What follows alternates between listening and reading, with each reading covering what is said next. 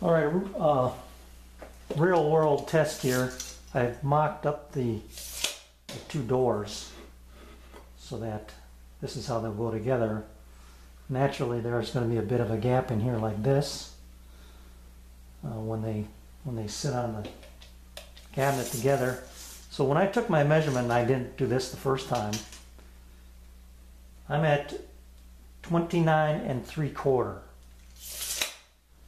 I needed, according to my math, 29 1/4, so I'm a half an inch off. Well, all that means to me is that I'm gonna, I cut everything a little fat so you can see that the cumulative error, what's happened there. All that means to me is I'm just gonna, when I put these doors up, I'll end up taking off probably about 1/8 of an inch off of each rail, or each style I mean, which you'll never notice that once the door's hung. And I can do the same here. So instead of them being a fat 2 1/4, which is what they are, they'll be 2 1/8. No big deal. So I'm fine with this because this gives me room to play around, and once they get glued up, it gives me room to square them up once they're assembled as well. So this is good. So there they are. I'm a little bit big, but that's fine. That's a lot better than being a little bit small. So I'll get some panels. First I got to buy some plywood. I don't have any plywood, but I'll get some panels made, get these glued up and squared up. I'll cut the length, and then we'll go from there. Panels are cut to size, and this is a dry fit, so I'm ready to glue them up here. But one thing I was going to tell you is this is a pretty easy thing to do with these panels because of the way because of the door construction type that I'm using. The width of the panel is the same width as this piece, minus just a little bit for movement, so that when you glue it up, you're not fighting that panel, if it happens to be catching somewhere. And then the length was determined. I cut them a bit long, put it together, measured this length here, which I want 6 3/8, and then just subtracted what I need. And for my initial cut, I had to subtract about 13/16. Cut it, and then I'm right to the dimension I need. So I actually cut it a bit long because I know that these doors are all going to get shrunk down. So I cut it 1/8 of an inch wider because I know that I'm going to be trimming these down. So I wanted it all to look proportional, I guess, when I get done. So there it is. And then the thing about having these cut a little bit long is that when I get done gluing them up, I can square these up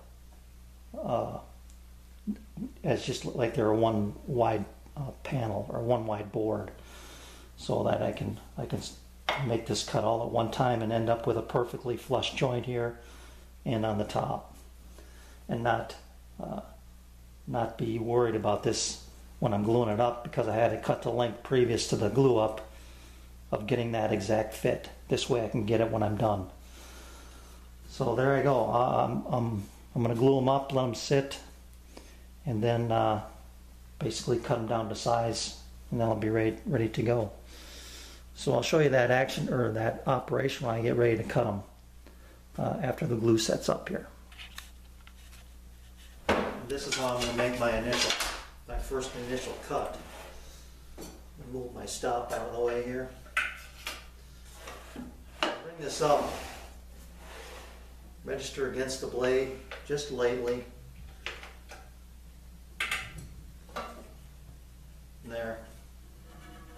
Now I know I can trim these two legs that are running wild. I can trim them flush, and then I'll simply just flip it over and do the same thing.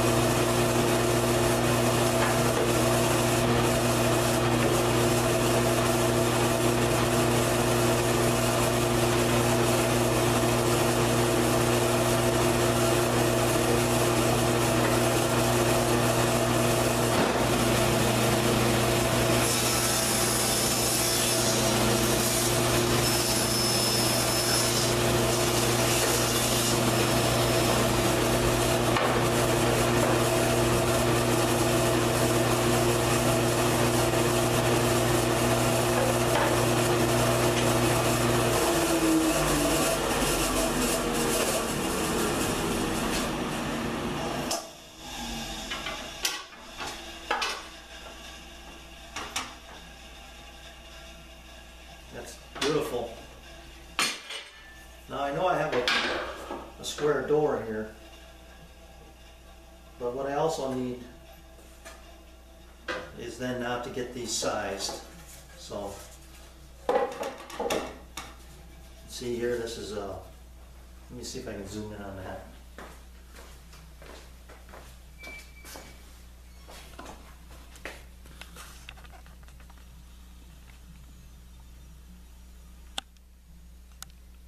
You can see that joint now.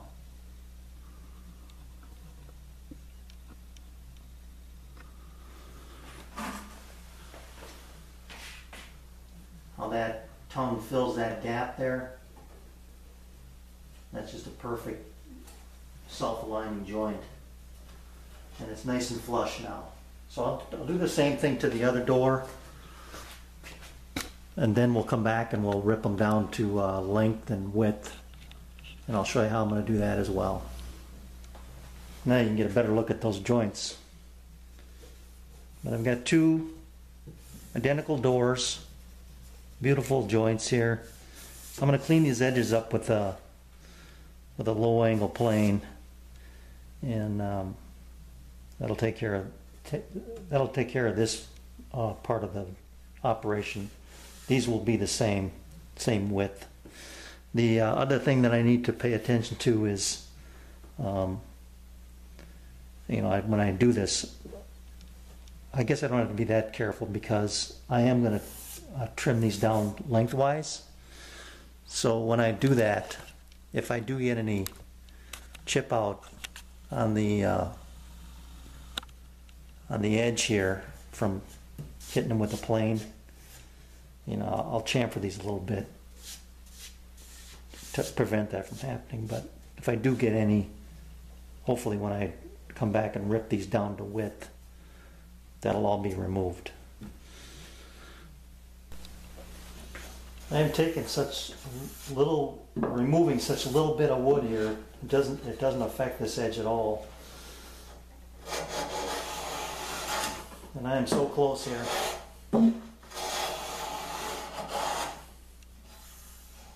That's it right there. I got a little bit of burning right there, but I'm not going to worry about that. Once I stain this, you'll never see it, but you can see now the nice edge I have there. That's a beautiful edge. Both of them. Let me show you. This is basically what it looked like before.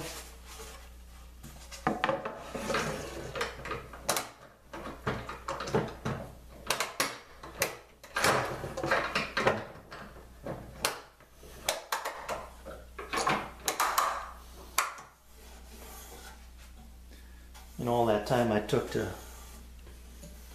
have the jointed edge out, but anyway.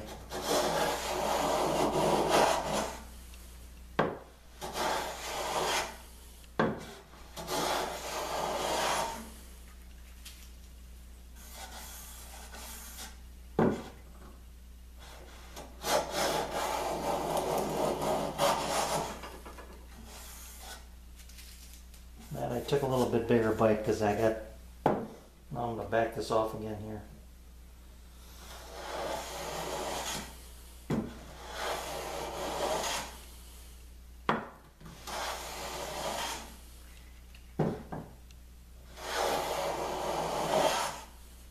There we go. One more pass. Beautiful.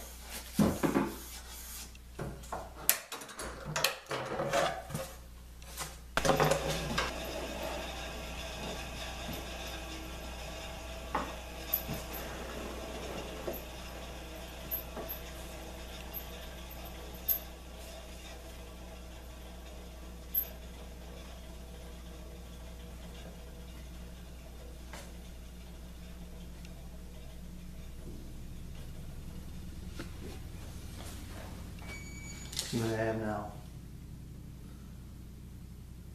I'm just a slight fraction over 3/4.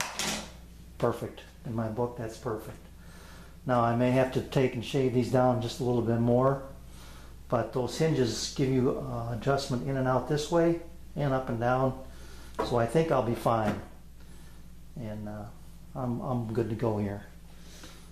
So I'm going to sand them up, and then we'll buy some hinges, and like I say, the next time you see them, they should be mounted and in use. One last thing in case you were wondering. These measure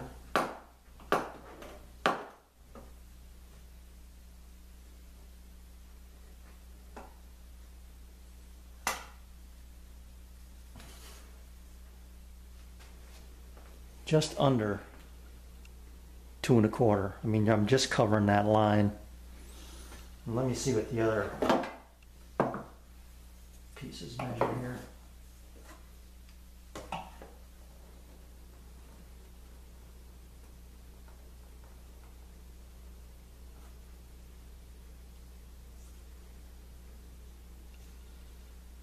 Just over 2 1/4. I can see the line. Nobody's ever going to see that from anywhere on the planet. So that's the way I like to make doors. Just simple, sturdy, beautiful finish, you know, here, nice joint, and easy, really easy. All right, I've got my hinges. I'm going to install them, and many of you have probably seen this done before, but I just want to let you know what I'm doing and how much they cost. These are actually 1/2 inch overlay hinges. I was looking for 3/8, but I could only find half. I'm not concerned. There's going to be enough adjustment there for me to make these work. So anyway, that's fine. So what you do is you locate your holes, and in the instructions it tells you 35 millimeter hole, 2.5 millimeters outside, or a tangent edge to the outside edge. In other words, 20 millimeters to the center.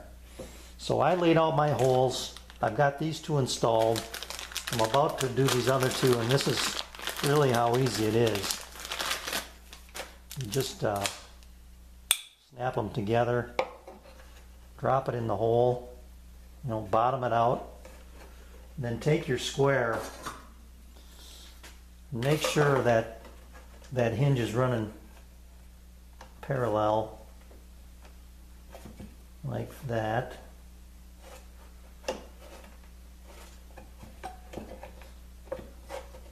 Just like that. Take a Vicks bit, drill a couple holes. They don't have to be that deep. These screws aren't that long.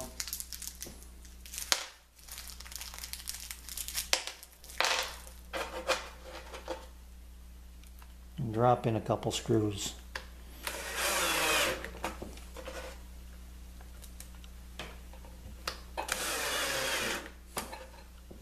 That's it. That one's done and ready to go. So I'll do this other one here.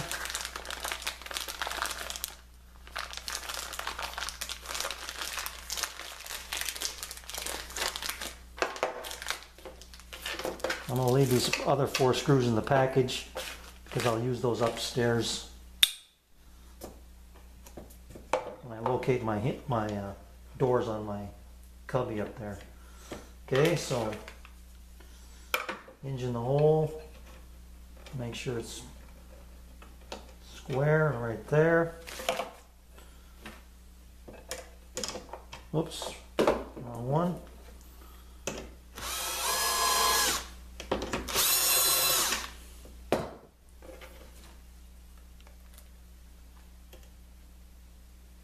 Drop in.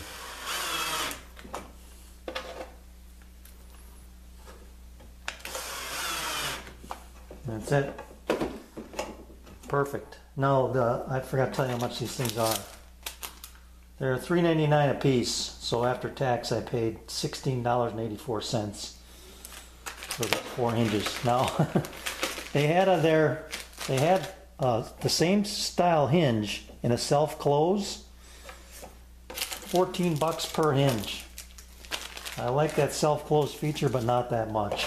So, all right, I'm gonna take these upstairs, locate them on my cubby, make my adjustments, and then they're ready to stain and finish. So I'll show you that operation upstairs, how you can adjust these.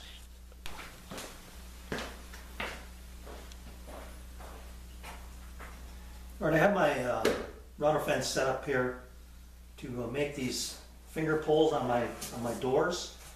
And one thing that I did before I got carried away was I went up and made sure that I had these in the proper location and that I had the doors oriented in the correct manner. And I'm glad I did, because I would have cut them on the opposite sides that they should have been cut. Now that might not have been a problem. I could have rehinged them, I suppose, but I'm glad I took the time to do that. This is this operation. I've got is going to require it to be set up twice. There's just no other way to do it because they're mirror images of each other. So I've got a stop block here for my start point. I'll push my door in like that, slide it up to here. My core box bit is a 2-inch core box. I've got smaller bits, but they're too small. I've got a 1/2 inch and a 3/8 or a 1/4, I think. And this is the one I use when I do this operation. It's a big bit. You don't need one this big, but that's what I'm using because I have it. So I'm going to push this in, run it, take a look at what I have. I may adjust the bit up a little bit, but for sure my fence will go back some. But I want that last pass to be a nice light pass so I can eliminate all that burning. So let's give this a test run. Oh, the other thing I've done here is I've got this pretty short. I want the pull to stop before it reaches the stile here. I want all the hand pulling relief part to be in this rail. I don't want this to chip out on me. So I think that I've got that located just about right, but we're going to find out here.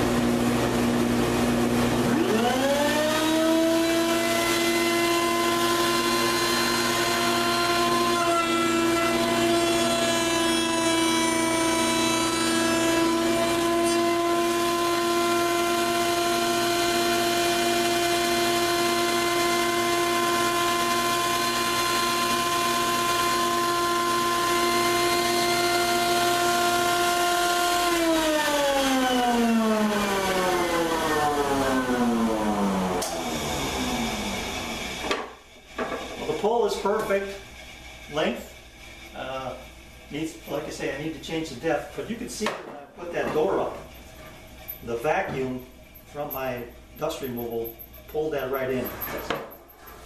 I really didn't, all I had to do was just kind of push it. So I'm going to raise it up a little bit here.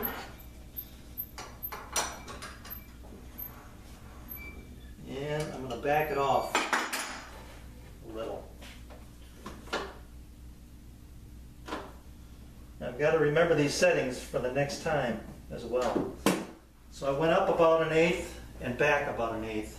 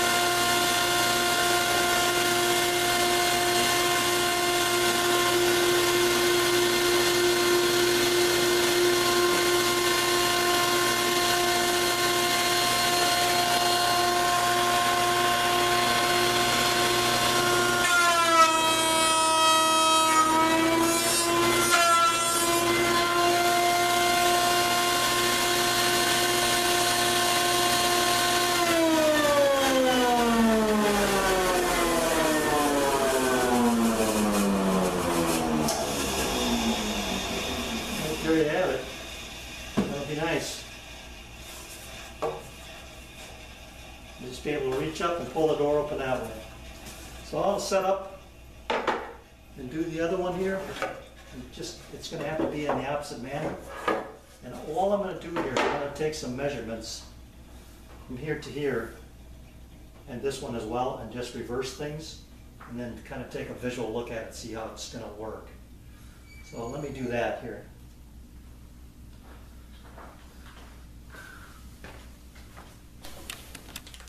Now I did get into the styles here, like I didn't want to, but it was just a little bit.